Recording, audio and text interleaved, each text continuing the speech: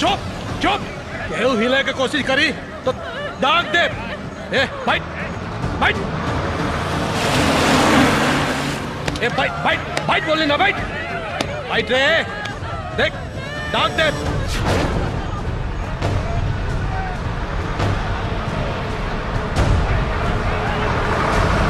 बैठ बैठ आवाज मत कर। ए चिल्ला मत बैठ बैठ। ठोक दे ससुर। चुप। अरे चुप रहो। बैठ जा बैठ जा बैठ जा बैठ। यहाँ तू लोग के बचावे खातिर केहू ना आई। बैठ जा। अरे हमने क्या पुलिस कुछ ना कर सकी। बैठ बैठ नहीं तो जान ले ले। जल्दी बचाओ। समझ रहे? खोल। ड्राइवर गाड़ी रोक। गाड़ी चल। एक एक करके आराम से उतर जाओ सब लोग। उतरा एक एक करके नहीं तो फूंक के रख दे।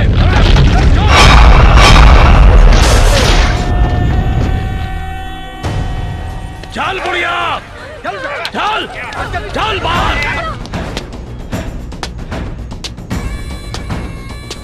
चिल्ला मत। चल चुप चल चल चल।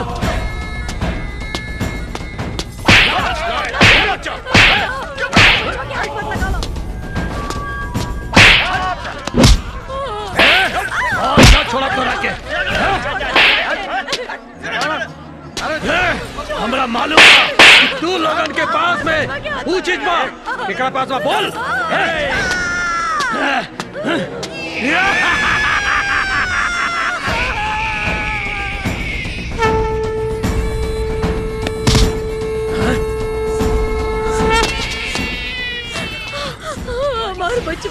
हमार बचवा बिटवा भगवान तो हर भला करे। जुग जुग जिया बिटवा जुग जुग जिया हमार बचवा।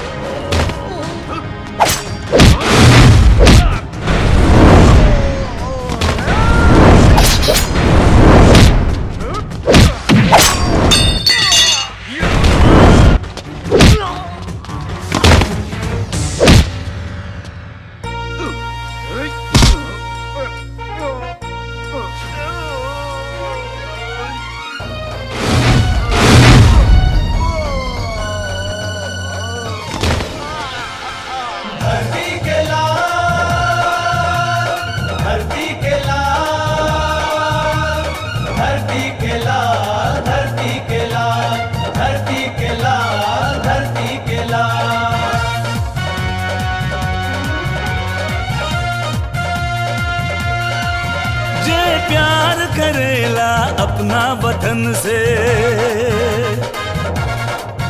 जे प्यार करेला सारा चमन से बन जाए सर समाज ला एगो नया मिसाल उहे कहाला।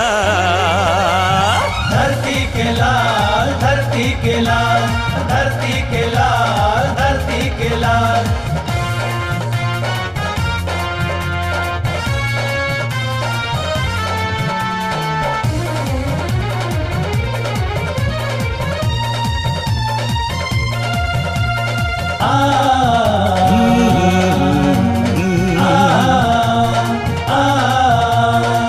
धरती पाता दुनिया बात इंसान बा सब कर मालिक एक बा एक गीता कुरान बा। जे जिएला जिंदगी अपना लगन से जे प्यार करेला सारा चमन से जे यारन के यार भी होके खालन के लाला। धरती के लाल, धरती के लाल।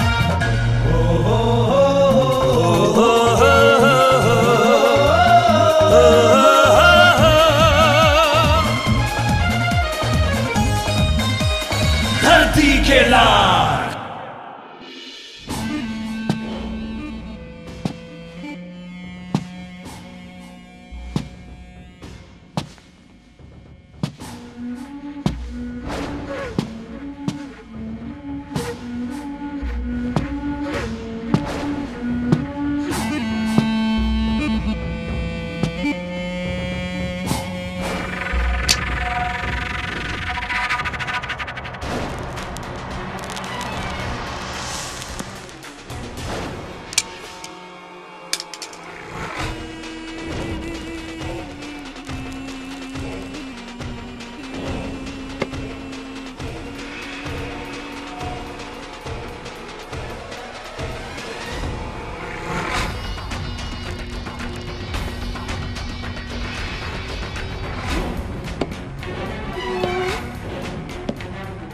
बताओ, तुम में से वो कौन है गद्दार जो रोटी हमारी खाता है और वफादारी दुश्मनों की करता है? मैडम, हमनी में से ऐसा केहू नहीं खे जे आपके साथ एक गद्दारी करे के जुर्रत कर सके। मैम, हमने यहाँ हमेशा वफादारी सीखले हैं। मैडम, हमने अपन वफादारी साबित करे खातिर कुछ भी कर सके नहीं।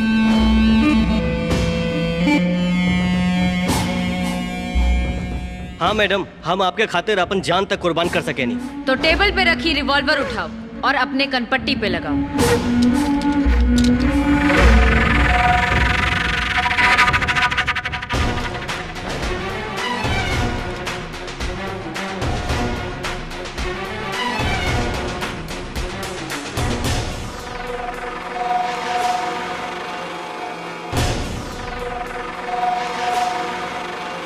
फायर!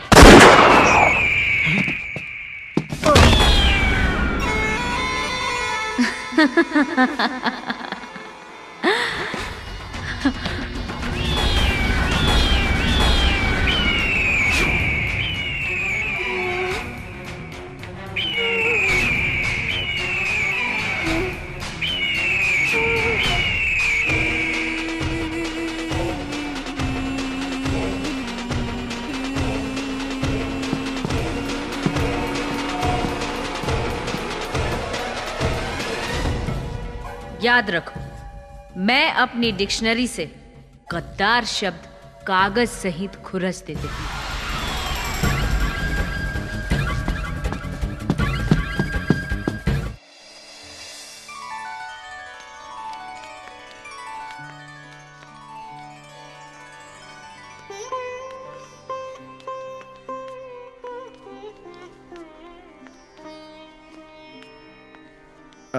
लुक एट दिस एलिना। हाँ?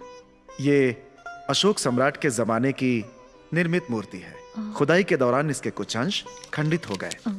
इसे पाली लिपि में सुजाता की खीर का टाइटल दिया गया है। दरअसल इसके पीछे एक कहानी है। भगवान बुद्ध ने ज्ञान की तलाश में जब हठयोग का प्रयोग किया था तो उन्होंने खाना पीना छोड़ दिया था और मरणासन्न हो गए थे। तभी सुजाता नाम की एक युवती ने खीर बनाकर उन्हें जबरन खिलाई थी और कहा था कि ज्ञान की प्राप्ति के लिए जीना जरूरी है और जीने के लिए भोजन जरूरी है। इस मूर्ति पर कुछ और भी बातें लिखी गई हैं जो स्पष्ट नहीं है। फिर भी इतना पता चलता है कि इस मूर्ति को वैशाली के एक शिल्पकार ने निर्मित कर सम्राट अशोक को भेंट किया था। तुम्हें तो मालूम है एलिना कि बौद्ध धर्म के प्रचार के लिए अपने बेटे कुणाल और अपनी बेटी संघमित्र को कई देशों में भेजा और उन्होंने तो श्रीलंका में बौद्ध धर्म की स्थापना तक की। आओ इधर आओ।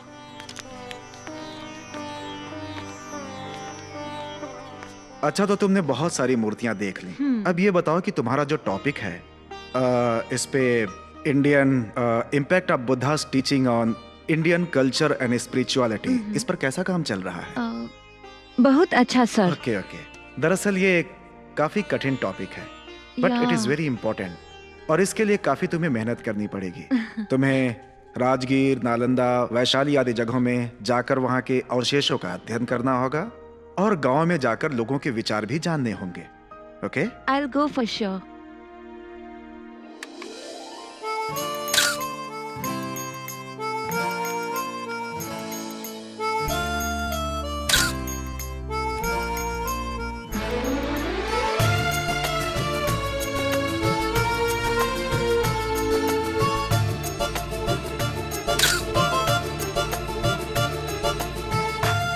का हो शिव भैया, का हाल चाल बा? हाँ हाँ सब ठीक बा।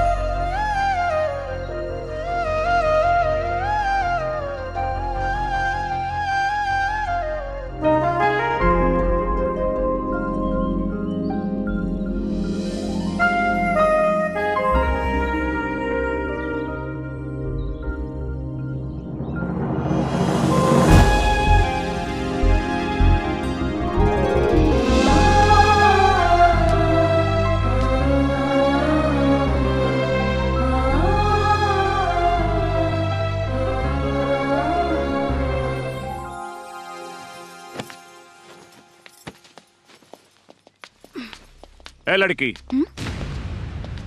जी शिवा कहाँ है? भैया घर पे नहीं खे बाड़न। अच्छा, तो तुम उसकी बहन हो? जी। बहुत खूबसूरत हो, बहुत खूबसूरत। और मैं हूँ खूबसूरती का रसिया। I like it, I like it. रउआ के हैं? कुछ काम में यहाँ? ओह, आप समझा, आप हैं शिवा की माई। वेरी गुड, बहुत अच्छा। वैसे आपने बिटिया बहुत खूबसूरत पैदा की है। तू अंदर जो। वैसे मुझे यहाँ नहीं आना चाहिए था, अपने ऑफिसर को भेजना चाहिए था। लेकिन अब सोच रहा हूँ कि मैंने यहाँ कर कोई गलती नहीं की। अब तो यहाँ बार बार आना ही पड़ेगा। कारण? का कारण से आए यहाँ? कारण अपने बिगड़ैल और रंगबाज बेटा शिवा से पूछना। आजकल वो अपने आप को बहुत बहादुर बनता फिर रहा है, अपने आप को लोगों की नजरों में हीरो साबित करता है। कल उसने जो कांड किया है, बस के यात्रियों के साथ जो दुर्व्यवहार किया है, जो उनके साथ मारपीट की है और उन्हें लूटने की कोशिश की है, इसके चलते उसको जेल की हवा खानी पड़ सकती है। भलाई इसी में है, उसको समझा दो कि लोगों के सामने अपनी झूठी बहादुरी ना दिखाए। समझी? समझा देना उसको। ए, तनी रुक जाई। हम गीदड़ नहीं पैदा कैले, शेर पैदा कैले बानी। शेर हमर बेटा शेर है, हम ओकर माई। हम तुम्हें और तुम्हारे शेर बेटे दोनों को देख लूंगा, समझी?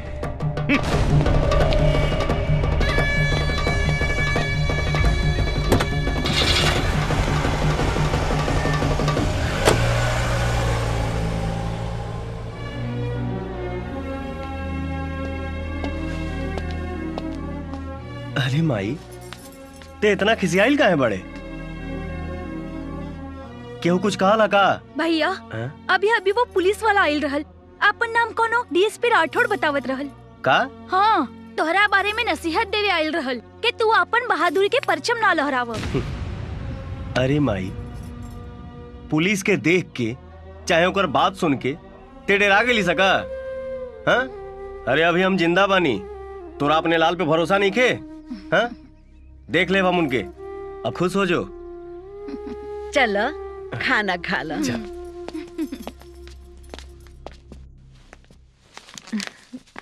Namaste, sir. This is my synopsis on impact of Buddha's teachings on Indian culture and spirituality. Okay. Have a look, sir. Oh very good. मुझे बहुत खुशी है कि तुम एक अच्छी स्टूडेंट साबित हो रही हो। इसीलिए तुम्हारी सहायता के लिए मैंने एक व्यक्ति नियुक्त किया है जो मेरा शिष्य है और revival of ancient Nalanda university पर काम कर रहा है। वो तुम्हारी थीसिस पूरी करने में मदद करेगा। तुम उसे नहीं जानती। Okay. वो बहुत ही बहादुर और नेक इंसान है। I would like to meet him. सर नमस्ते। अरे शिवा बेटा आओ, मीट हर। शी इज एलिना, थाईलैंड से आई है।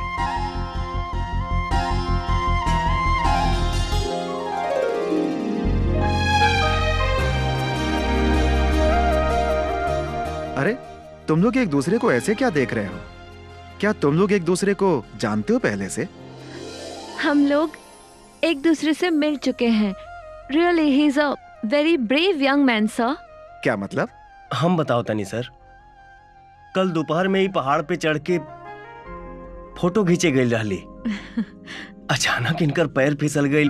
He saved my life. ओह। इन्होंने मुझे बचाया। अच्छा। तुमने ऐसे मौके पर बचा लिया, मुझे तुम पर गर्व है। मगर तुम्हें कल से एलिना के लिए और भी काम करना है। सर? तुम्हें एलिना को लेकर राजगीर, नालंदा, बोधगया जाकर वहां के उसके पुरातत्व और अवशेषों पर अध्ययन कराना है। मगर क्या? अगर मगर कुछ नहीं। एलिना हमारी गेस्ट है और इसकी सहायता करना हमारा कर्तव्य है।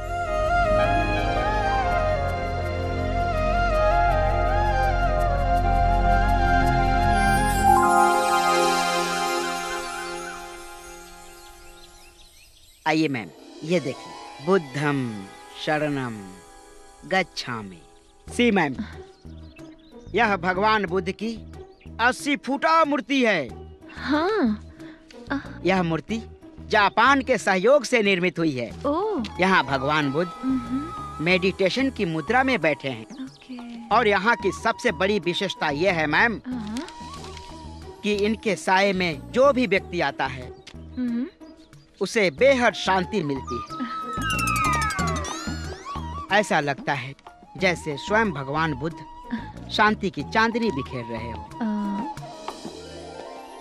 जय हो भगवान बुद्ध। ये विदेशी लड़की किचिर पिचिर भाषा में इनके का समझाओ तड़े। कौनो गलत सलत शिक्षा देहले तो के उल्टा टांग दे। अरे ई मत समझिए कि हमके कुछ नहीं के बुझात। अरे ना भैया, हम कुछ गलत सलत ना बताऊनी। हम हिनकरा के भगवान बुद्ध के बारे में कहत रहनी। What is he saying in Bhojpuri language? Bhojpuri में क्या बोल रही है ये? मैं रही नहीं हाँ ये बोल रहा है ये बोल रहे हैं आप ब्यूटीफुल। ये likes you likes you so much। अरे stop it! Why you guys fighting? बुझले? Stop it! हाँ, क्या हो रहा है? तोरे काम करत रहनी। जितना तू एक साल में करवा, हम एक दिन में कर देनी। बड़ संकट में डरना समरा केरी। Stop it! आजकल के डुप्लीकेट गुरुजी लोग से अच्छा तो रहुआ बानी गुरुजी। अपना सुंघे के शक्ति दे के हमरा के हवलदार को नौकरी दिवा देनी। हे प्रभु, हवलदार से डायरेक्ट दरोगा बना दी। ओम स्वानाय नमः, ओम स्वानाय नमः, ओम कुत्ताय नमः, ओम कुत्ताय नमः। हे गुरुजी, हमार भूल चूक माफ करी। हे गुरुजी, राउर आशीर्वाद पाके हम बड़ से बड़ मामला सॉल्व कर लीले। प्रभु, हमरा के आशीर्वाद दिहल जाओ प्रभु।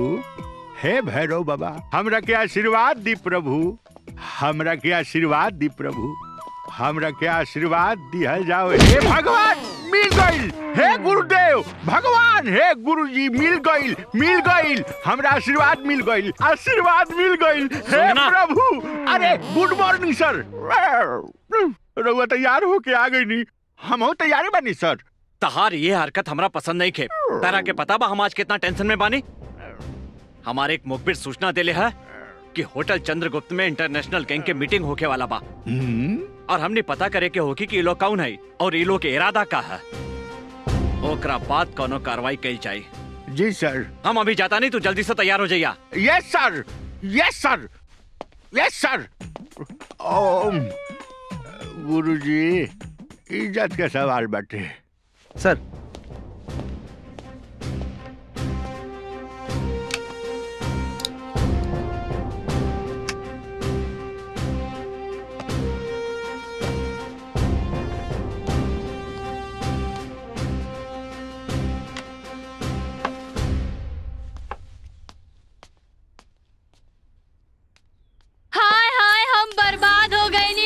इंस्पेक्टर साहब हमरा पे दया करा इंस्पेक्टर साहब। ओहो, फिर तू आ गई लू। तोरा के कितना समझाई है कि फिजूल के हमारा पास टाइम नहीं खे। चल जा यहाँ से। अरे साहब की फिजूल के गा ईता असूल के बाद बा हमार बोकरी जाने कहाँ हिरा गइल बिया। राम जाने वो कुछ खैले होई कि ना। ए साहब हम ना जाने के कहाँ कहाँ ढूंढनी, वो हमके ना मिलल। यही से तो रउआ लगे रपट लिखावे आ गई नी। हम पहले से बहुत टेंशन में बानी। हम सुगना से कह दे कि तोहार बकरी ढूंढ के पहुंचा देवल जाए। ए साहब बकरी हमार बिया ढूंढने के और जाई, रउआ के ही ढूंढने के पड़ी। हाँ हम तोहार बकरी ढूंढी, ये हमार काम बाकी रह गई बा। बकरी कहीं और ढूंढने की जरूरत नहीं खे। हमरा आँख में आँख डाल के देखा, बकरी मिल जाई। अरे पकला गई। अरे दरोगा बाबू